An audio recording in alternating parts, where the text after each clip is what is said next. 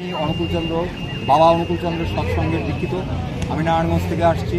আমি জানতে পেরেছি যে বইমেলার সমাপ্তি রবিবারে, তাই আল্লাহ আমাকে মাথায় দোয়া দিলেন যে এই বইমেলার মধ্যে তুমি আমার এই বিবাহের প্রচারটা করো। আমার ইসলাম ধর্মে যে বিবাহের নিয়মগুলো আছে সবার মধ্যে যেন চালিয়ে যায়।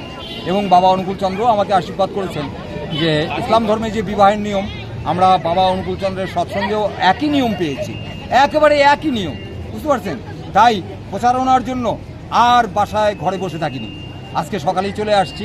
আল্লাহর রহমতে প্রচারণায় খুব সফলতা আছে এবং এই ঢাকাতে এসে অনেকেরই ভালোবাসা পাচ্ছি। যেমন আপনি আসলেন, সাংবাদিক সাহেবরা আসতেছে, বিভিন্ন জায়গা থেকে যারা এই বইমেলাতে অংশগ্রহণ করতেছেন আসতেছেন, সবাই আমাকে ভালোবাসার দিচ্ছেন। আচ্ছা, আপনারা কিভাবে পাত্র খুঁজতেছেন?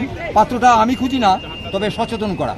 ইসলাম ধর্মের যে বিবাহের নিয়মটা আছে কিংবা বাবা অনুকূলচন্দ্রের যে সৎসঙ্গে বিবাহের নিয়মটা আছে সেগুলোকে প্রচার করা। এই যে আপনার এখানে তো লেখা আছে, এখন কেউ যদি আপনার সঙ্গে কথা বলে, হ্যাঁ, তারপরে আমি বলবো, যদি কোনো একটা অবিবাহিত মা আসে তাহলে বলবো আমি যে মা, আপনি আপনার পাত্র নির্বাচন করেন। আজকে অনেকে ভুলবশত যৌতুক দেওয়ার পরে ওই হারামখোর তাকে তালাক দিয়ে দিচ্ছে। আচ্ছা, তাই আমি বলবো যে মা, আপনি আপনার বর নির্বাচন করে আপনার আব্বা আম্মাকে জানান, তারপরে আপনার ওই বরের বাসায় প্রস্তাব পাঠান। আমি এটাই বলবো। সচেতনতা। হ্যাঁ, সচেতনতা। Thank you.